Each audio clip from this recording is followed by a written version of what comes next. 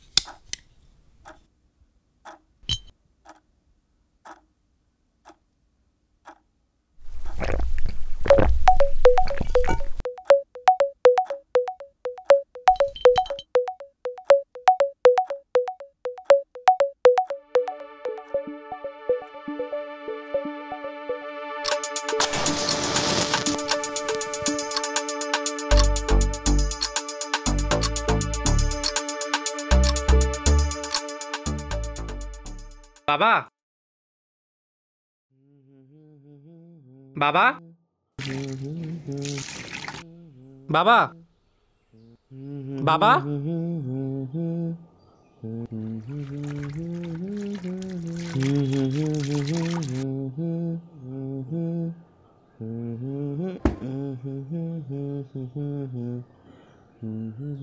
বাবা, একটা কথা ছিল তোমার সাথে।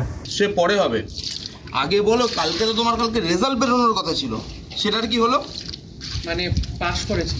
পার্সেন্ট 79%। বাহ, এটা আবার তুমি বুক ফুলিয়ে বলতে এসছো। তোমার কি মনে হয় এই নাম্বার নিয়ে তুমি সি এর মতো টাফ এক্সাম ক্লিয়ার করবে? আরে ক্লিয়ার তো ছেড়ে দাও, তুমি এই নাম্বার নিয়ে না পরীক্ষার হলে অবধি ঢুকতে পারবে না। জানি তো পারবো না, আর সেটাই তো বলতে এসছি। কিন্তু তোমার তো আমার কথা শোনার কোনো সময়ই নেই, আর কোনোদিন ছিলও না। ছাড়ো সে কথা, আমি ডিসাইড করে নিয়েছি আমি আর্টস নিয়ে গ্র্যাজুয়েশন করব, বেঙ্গলি লিটারেচারে। আমি রাইটার হতে চাই। সারা জীবনে এই হিসাব নিকাশ আমার দ্বারা হবে না। আমার ছেলে লেখক হবে, আর সেই দিয়ে নিজের সংসার চালাবে। কোনোদিন বাইরে গিয়ে এক টাকার একটা লজেন্স কিনে খেয়ে দেখেছো? জানো বাইরের দুনিয়াটা ব্যর্থ মানুষদের জন্য কতটা কষ্টকর? জানো না, কারণ আমি এই তোমার বাবা, সেটা তোমাকে জানতে দিইনি। যেদিনকে আমার হাতটা তোমার মাথার থেকে উঠে যাবে না, সেদিনকে বুঝতে পারবে আমি কি বলে গেছিলাম। যাই হোক, তোমার লাইফ, তোমার ডিসিশন, যা ইচ্ছে করো, আমি দেখতেও যাব না। কিন্তু আজকের পর থেকে আমার থেকে আর কোনো রকম কোনো আশা রাখবে না, বুঝতে পেরেছো? আর হ্যাঁ, তোমার বন্ধুদেরকে বলেছো তোমার এই মহান কুকীর্তির কথা? কি বললো বন্ধুরা? বলবে কি করে? মাথা তো এখনই নিচু হয়ে যাচ্ছে। হ্যাঁ, কিছুদিনের বাদে বন্ধুরা বিয়ে করবে, গাড়ি কিনবে, বাড়ি করবে, আর তুমি কি করবে? তুমি বই নিয়ে রাস্তায় রাস্তায় ভিক্ষা করে বেড়াবে, আর সেটা আমাকে দেখতে হবে। হোপলেস।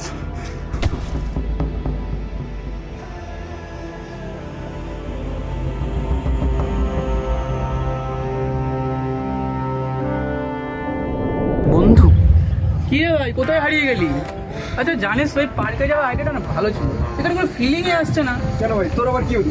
পার্কে সবাই কাপেলরা যায়, সব জোড়ায় জোড়ায় থাকে। আমার তো মনে হয় না আমি কখনো আর হতে পারবো তো জোড়া। তো জোড়া হয়ে যায় না, কে বারণ করেছে? হ্যাঁ, সবার তো তোর মতো কপাল না। কেন ভাই, আমার কপাল এবার কি স্পেশাল পেলি? তোরই তো হচ্ছে কপাল, কিছুদিন বাদে সিএ চাকরি, স্কুল থেকে গার্লফ্রেন্ড। তোর না তো কি আমাদের কপাল? যা বলেছিস ভাই, আমি তো নিজেকে আমার বাবার মুদিখানা দোকান থেকে কোথাও দেখতে পাচ্ছি না। না ভাই, আমারও মনে হয় এই জীবনে চাকরি বাকরি করা আর হবে না। তাহলে ব্যবসা মানে সিএ ফার্মটা নাকি? ও ভাই ভাই, তোরা কি পাগল হলি নাকি? আমি কি সেসব কিছু বলেছি যে ভাই ভাই বলে চিৎকার করছিস? আমি ডিসাইড করে নিয়েছি, আমি স্ট্রিম চেঞ্জ করছি। আমি বাংলা লিটারেচার নিয়ে গ্র্যাজুয়েশন কমপ্লিট করব। আমি রাইটার হব। এক সেকেন্ড কি বলছে? সিএ ছেড়ে দেখুন রাইটার হবে, মানেটা কি? আরে লিখবে মানে ওই গল্প, কবিতা, উপন্যাস। আরে বলো, রাইটার মানে আমিও বুঝি। ও কি বলছে? বাবাকে বলেছিস? কিছু বলেনি? ওই তোমার জীবন, তুমি যা ইচ্ছা করো। তোমার বন্ধুরা গাড়ি কিনবে, বাড়ি কিনবে, তোমার দ্বারা কিচ্ছু হবে না, তুমি রাস্তায় দাঁড়িয়ে দাঁড়িয়ে বই বিক্রি করবে, এই তো যা সব বলে। ভাই একটা কথা তোদের বলে রাখিস, ফিউচারে কোনোদিন যদি গাড়ি টাড়ি কিনিস আমার বাবার সামনে দিয়ে অন্তত যাবি না, নইলে ওই গাড়ি করে এই বাবাকে হসপিটালে ভর্তি করতে হবে। এক সেকেন্ড বলছি, মানে তুই লিখবি কি ওই অ্যাডাল্ট ফিল্ম টিম কিছু? না মানে যা লিখবি ভালোই লিখবি।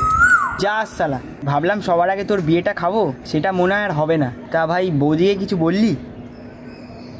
মানে আছে না কেচে গেছে? আরে যাবে কেন, বলিনি এখনো। তা বলে দে, আর কবে বলবি? নাকি মার খাবার ভয় তুই বলছিস না? হ্যাঁ ভাই বলে দে, তুই লিখবি, তোর বউ মডেল লাগিয়ে দেবে, আর আমরা নাহলে ডিস্ট্রিবিউশনটা করে দেবো, তুই ডিস্ট্রিতে বলে দে। এটা ঠিক বলেছে, একদম ঠিক বলেছে। হ্যাঁ বলো। আমারও কিছু কথা তোমায় বলার আছে, এই আসছি। আজকেও লেট? কি করবো বলো, বাড়িতে এদিকে বিয়ে নিয়ে খিটখিট করছে বাবা, তার মধ্যে তুমি তো আমাদের বিষয়টা জানাতেও বাড়িতে মানা করে দিয়েছো। তাও যদি বাবাকে তোমার আর আমার বিষয়টা বলতাম তাহলে হয়তো বাবাকে কিছুটা হলেও ঠান্ডা করতে পারতাম। বলবে, যাও বলো। তা কি পরিচয় দেবে? যাকে ভালোবাসো তার কোনো কাজ নেই, তার ভবিষ্যতেরও কোনো ঠিক নেই, এটা বললে তোমার বাবা শান্ত হবে তো? তার মধ্যে কি তার মধ্যে কি হলো বলো, কি হলো বলো, তার মধ্যে কি? তার মধ্যে এই যে তুমি ভাবছো আমি সিএ হয়ে যাব, চাকরি করব, অনেক টাকা কামাবো, সেটাও আমার দ্বারা আর হচ্ছে না। আমি আর পারছি না করতে এটা। মানে কি পারছো না? শোনো, তুমি ঠান্ডা হও, আমায় পরিষ্কার করে বলো কি হয়েছে। আমি আর সিএ পড়তে পারবো না। আমি ভেবে নিয়েছি আমি স্ট্রিম চেঞ্জ করছি, আর্টস নিয়ে গ্র্যাজুয়েশন কমপ্লিট করব। আমি বাবাকেও বলে দিয়েছি এইসব সিএটি আমার দ্বারা হবে না। তো বাবা কি বললেন? কি আর বলবে, সেই একই কথা, আমার আর খরচা দেবে না, সবাই আমার থেকে এগিয়ে যাবে, আমাকে শেষে ভিক্ষা করে খেতে হবে। অবশ্য ওই মানুষটার থেকে আমি এর থেকে বেশি আর কিছু আশাও করি না। জানি তুমি কি ভাবছো, ভাবছো কার পাল্লায় পড়ে গেলাম। সে নিজের জীবনটাও নষ্ট করছে, তার সাথে তোমারও। তোমার দেখা কোনো স্বপ্নই হয়তো আমি পূরণ করতে পারবো না, আর সে ভাবনাগুলো তোমার ভুলও নয়, কিন্তু কি করব বলো, আমার দম বন্ধ হয়ে আসছে, আমি আর পারছি না। যেই কাজ করে কোনোদিন সুখী হতে পারবো না, শুধুমাত্র দুবেলা দুমুঠো খাওয়ার জন্য সেই কাজ করে যেতে হবে, আমার দ্বারা হবে না। আমি পারবো না এটা করতে। আর জানি তুমি পারবে না, আর ইচ্ছের বিরুদ্ধে গিয়ে কিছু করা সম্ভবও নয়। আসলে বাড়ি থেকে বিয়ের জন্য এত প্রেশার দিচ্ছে যে আমি পুরো পাজলড হয়ে আছি। আর যদি কিছু মনে না করো, একটা কথা বলবো, তোমার বাবা তো তোমাকে ভালোবাসেন, সে তো তোমার জন্যই ভাবে, সেও তো ভুল কিছু নয়। আমি এটা বলছি না যে তুমি ভুল, কিন্তু আমি এটা কি করে বলি যে উনিও ভুল? যাই হোক, অনেক তো সন্ধে হয়েছে, আবার যদি লেট হয় তাহলে আবার বাড়িতে চিল্লামিল্লি করবে। আমি আসছি আজকে, ভালো থেকো।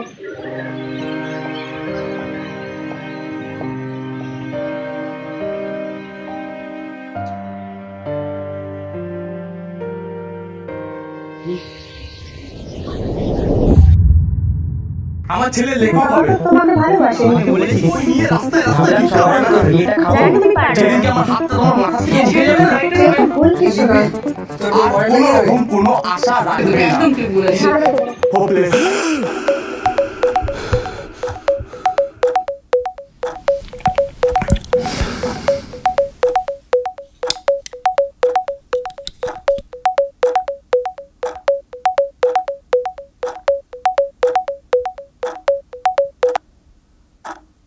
হ্যালো, হ্যালো স্যার, ভালো আছেন? আমি পাবলিশিং হাউস থেকে অভিক বলছিলাম স্যার। আর অভিক কুন্ডু স্যার। হ্যাঁ বলুন। স্যার, কাল আপনি আসছেন তো আপনার নতুন বইটা নিয়ে মিটিং করতে? আমি কিন্তু স্যারকে বলে রেখেছি স্যার, স্যার কিন্তু আপনার অপেক্ষা করবে স্যার, ঠিক 12টার সময় স্যার। প্লিজ চলে আসবেন স্যার। Okay sir? ঠিক আছে, আমি চলে আসবো।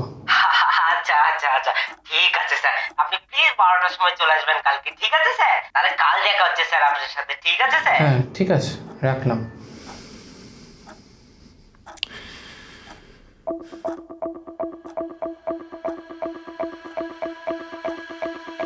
সময় তোমাকে সময় ঠিকই দেয়। শুধু সময় মতো সেই সময়কে ব্যবহার করতে জানতে হয়।